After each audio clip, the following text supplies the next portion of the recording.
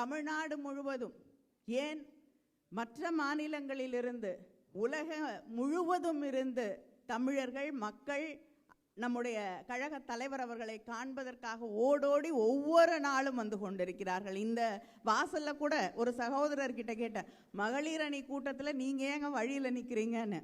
அவர் சொன்னார், காலையில் 6 மணியிலிருந்து தலைவரை பார்க்கறதுக்காக காத்திருக்கேன், அதனால கொஞ்சம் வழி விடுங்க அப்படின்னு. இதுதான் திராவிட முன்னேற்ற கழகம்.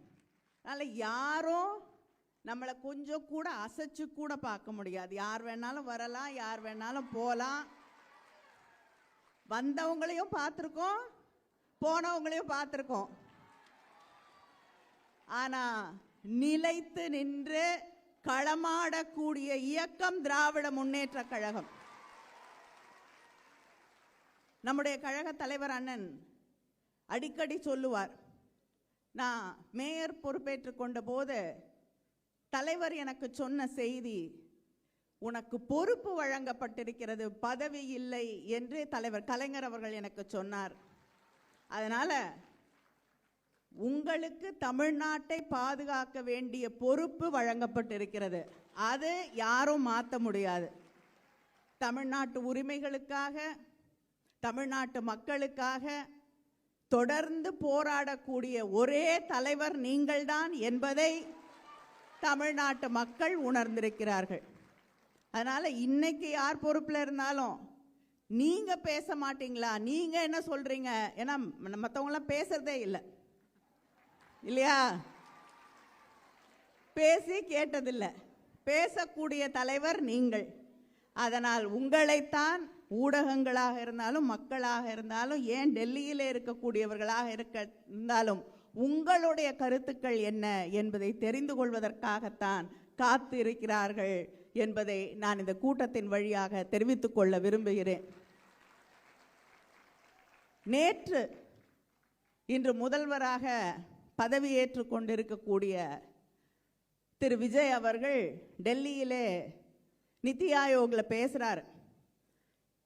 ஆட்சிக்கு வர்றதுக்கு முன்னாடி தமிழ்நாடு பாதுகாப்பே இல்லாத மாநிலம், தமிழ்நாட்டு பெண்களுக்கு நாளைக்கு என்ன நடக்கும்னே தெரியாத ஒரு பெரிய ஒரு பாதுகாப்பு இல்லாத சூழ்நிலையிலே, பயங்கரமான ஒரு நிலையிலே அவர்கள் வாழ்ந்து கொண்டிருக்கிறார்கள். இப்படிப்பட்ட கட்டுக்கதைகளை எல்லாம் கட்டமைத்துத்தான் ஆட்சி பொறுப்பிற்கு வந்திருக்கிறார்கள். ஆனால் நேற்று அங்கே போய் டெல்லியில் பேசும்பொழுது தமிழ்நாட்டில் 42% பெண்கள் வேலைக்கு போகக்கூடிய உழைக்கக்கூடிய பெண்களாக இருக்கிறார்கள் என்று சொல்கிறார். அது யாரோட உழைப்பு? திராவிட முன்னேற்ற கழகத்தின் உழைப்பு. நீங்க அதுக்கு ஒரு துளி கூட எடுத்து வச்சதில்லை. இன்னைக்கு தான் ஆட்சி பொறுப்புக்கு வந்திருக்கீங்க. நீங்க ஆட்சி பொறுப்புக்கு வந்த பிறகு தமிழ்நாட்டு பெண்களுடைய நிலை என்ன என்பதை நாம் பார்த்து கொண்டிருக்கிறோம். மறுபடியும் அதிமுக ஆட்சியில் பொள்ளாச்சி பாலியல் வன்முறையெல்லாம் கடந்து வந்திருக்கோம். அந்த நிலையை நோக்கி அதை தாண்டிய ஒரு ஆபத்தான பாதுகாப்பா இல்லாத ஒரு சூழ்நிலையை இன்று தமிழகத்திலே இருக்கக்கூடிய பெண்கள் எதிர்நோக்கி இருக்கிறார்கள். இன்னைக்கு காலையில் ஒரு தாவேகா நிர்வாகி 50 பெண்களுக்கு மேல் தரக்குறைவாக படம் எடுத்து அவரையும் பாதுகாக்கிறதுக்கு எங்களுடைய தொகுதியில் ஒரு எம்எல்ஏவோட ஆதரவோடு பெண்கள் பாலியல் குற்றத்திற்கு ஆளாக்கப்படுகிறார்கள். ஆனால் அதையும் நடவடிக்கை எடுக்காமல் ஒரு ஆட்சி பார்த்து கொண்டிருக்கிறது. ஒவ்வொரு நாளும் பெண்களுக்கு எதிரான ஒரு குற்றங்கள் நடந்து கொண்டிருக்கக்கூடிய சூழலை நாம் பார்த்து கொண்டிருக்கிறோம். எந்த பதிலும் இல்லை.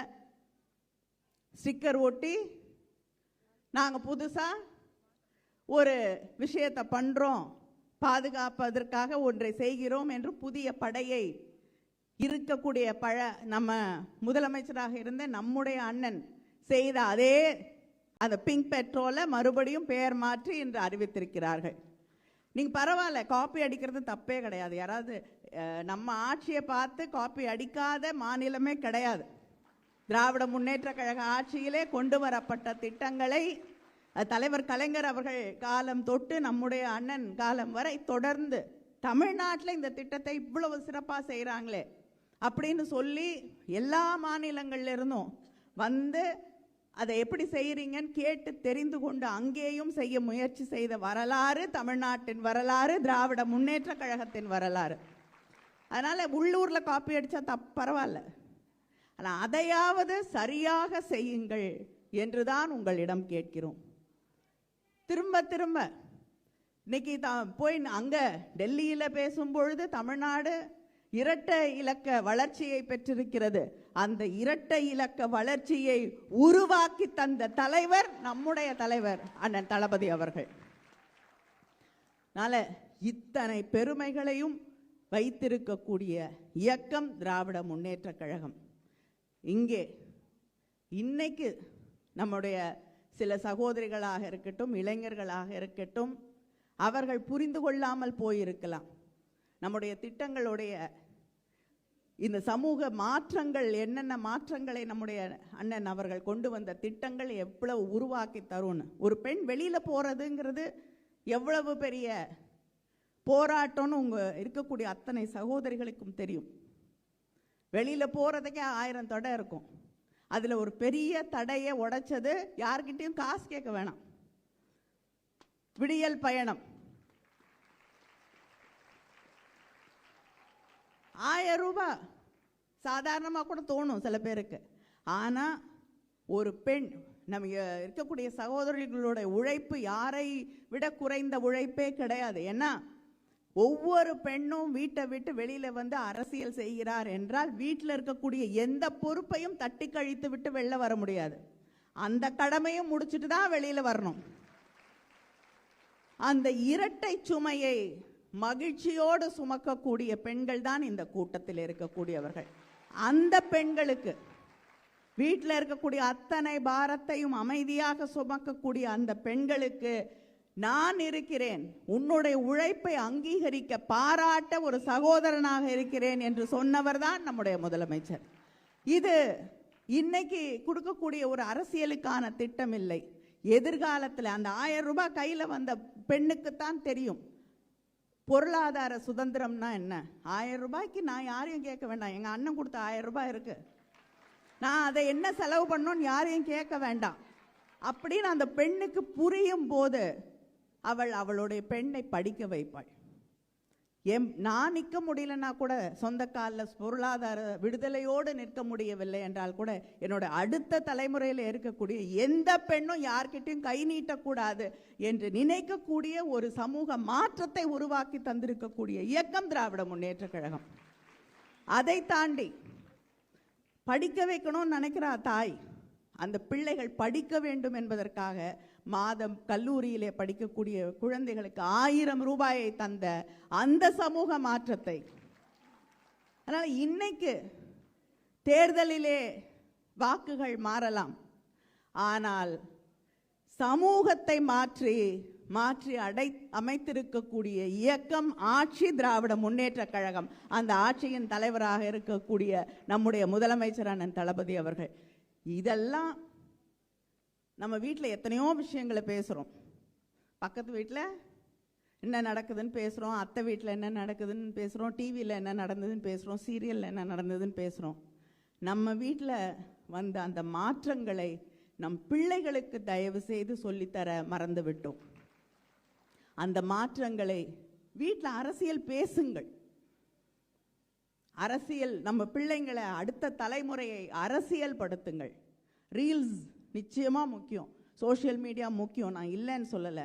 ஆனால் வீட்டில் இருக்கும் பொழுது பிள்ளைகளோடு, பக்கத்தில் இருக்கக்கூடிய வீட்டில் இருக்கக்கூடிய சகோதரிகளோடு, உங்கள் சொந்தக்காரர்களோடு, உற்றாரோடு, உறவினரோடு தயவு செய்து அரசியல் பேசுங்கள், பேசுங்கள், பேசுங்கள்.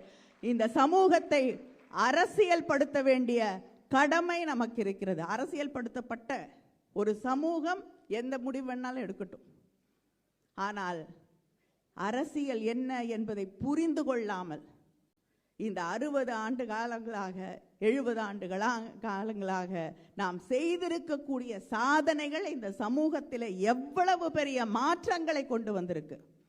எத்தனை பேர் படிச்சிருக்காங்க, எத்தனை பேர் வேலைக்கு போகிறார்கள், எத்தனை பேர் இந்த சமூகத்தில் மரியாதையோடு வாழ்ந்து கொண்டிருக்கிறார்கள், எத்தனை பெண்கள் பொருளாதார விடுதலையோடு வாழ்ந்து கொண்டிருக்கிறார்கள், எத்தனை பெண்களுக்கு சொத்திலே உரிமை இருக்கிறது என்ற சூழலை நாம் உருவாக்கி தந்திருக்கிறோம். இதையெல்லாம் அதுக்கு முன்னாடி இருந்த போராட்டங்களை, அதை செய்வதற்கு நம்முடைய தலைவர்கள் எடுத்துக்கொண்ட அந்த போராட்டங்களை தயவு செய்து அடுத்த தலைமுறைக்கு எத்தனையோ கதைகளை சொல்லித் தருகிறீர்கள். அதில் இந்த கதைகளையும் அவர்களிடம் எடுத்து போய் சேருங்கள், சேருங்கள். சேர்த்தால்தான் அடுத்த தலைமுறை சரியான முடிவுகளை எடுக்கக்கூடிய தலைமுறையாக உருவாகும் என்பதை நாம் புரிந்து கொள்ள வேண்டும். இங்கே பேசிய ஒரு சகோதரி சொன்னாங்க, நான் திருச்செந்தூர் கோயிலுக்கு போனேன், ஆக்சிடென்ட் ஆயிடுச்சு, வேற யாரும் என்னை காப்பாற்றல, கட்சிக்காரர்கள் தான் என்னோடு நின்றார்கள் என்று. அந்த குடும்ப உறவு தான் திராவிட முன்னேற்றக் கழகம். அந்த உறவு எதிர்க்கட்சியாக இருக்கும் பொழுது இன்னும் ஆழமாக, இன்னும் பெரிய ஆல விருட்சமாக விரியும் என்பதை எல்லோரும் புரிந்து கொள்ள வேண்டும். நன்றி, வணக்கம்.